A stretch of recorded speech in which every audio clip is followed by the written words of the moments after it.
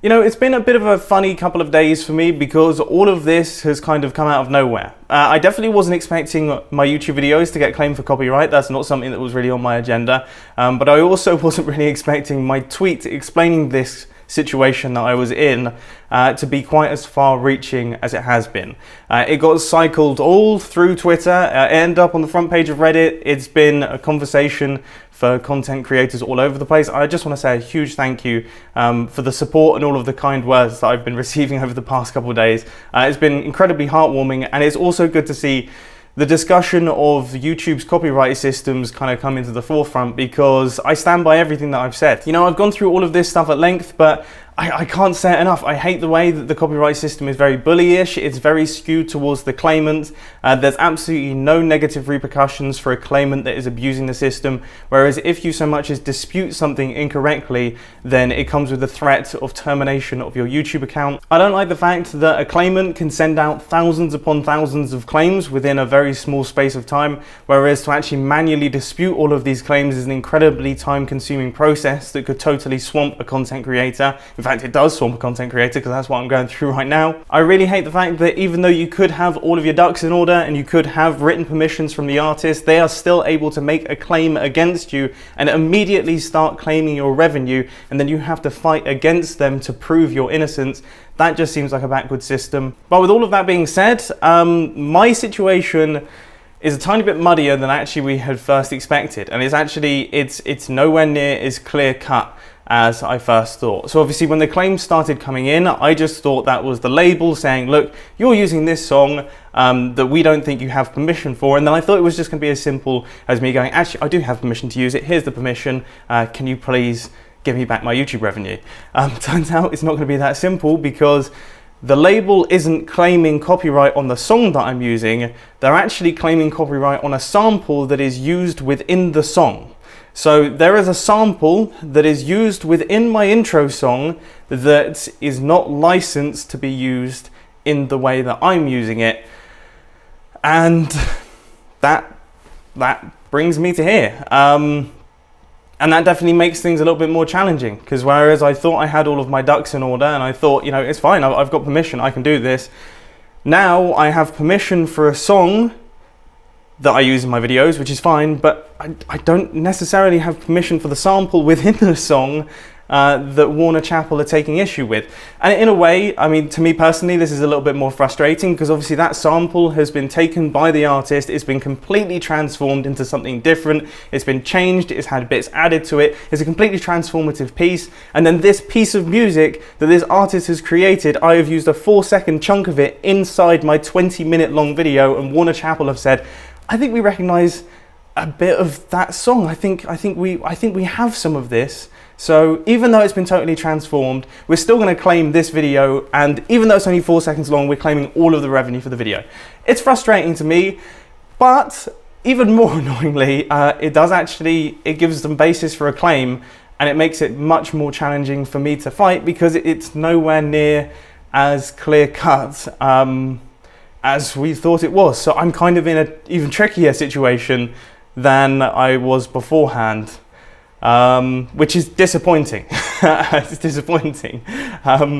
Now, before I go on to talking about what I'm actually going to do about this situation, I feel like I should give a warning to all content creators out there, saying that if you use music in your videos, first off, of course, you have to make sure that you get the artist's permission to use that music in your videos. That kind of goes without saying at this point. Everyone knows that. But I would also suggest asking that artist if they have used any samples in that music, and then if they say they have, chase down the artists of the samples and ask them if you're also able to use these remixed versions of the samples in the way that you're planning on using them. And I don't know how far down the rabbit hole you're going to have to go with that one, because maybe the samples have used samples from other songs. I mean, you know, you can be the judge of that. It depends how prudent you want to be. But that seems like the best course of action going forward. At least to me. Now, our solution to the problem is kind of, it's a little bit cutthroat, I guess. I really want to make sure that we don't get any false disputes, because as mentioned earlier on, if I have too many disputes that actually are invalid or considered to be invalid by YouTube, then they will take down my YouTube channel. So I want to make sure that I don't get too many of those. So thankfully, the song that is causing the issue is my intro song. It's just the first 4 seconds of every single one of my videos. So over the past couple of days, myself and my girlfriend Vicky have been going through all of my videos on the YouTube editor and manually removing all of the intros, cutting off that first 4 seconds, so that when we actually dispute this, we can guarantee that there is no copyrighted content in the video. So we have chopped it out, and the song is gone. So there's nothing that they can claim, because the song that used to be there is no longer there. So it's been chopped out. So they can't possibly dispute it. That's the plan right now. So we have a lot of bulk editing to do and a lot of bulk disputing to do. It's not the perfect situation to be in, but it seems like a resolution. And yeah, I think we can see the light at the end of the tunnel, and I can't see. Yeah, I think we've got this solved. And I'm feeling positive. I'm also feeling very tired. I haven't slept much over the past couple of days, okay? So my words are kind of fumbling out. But thank you once again for all of the support that I've received. It's been incredibly heartwarming.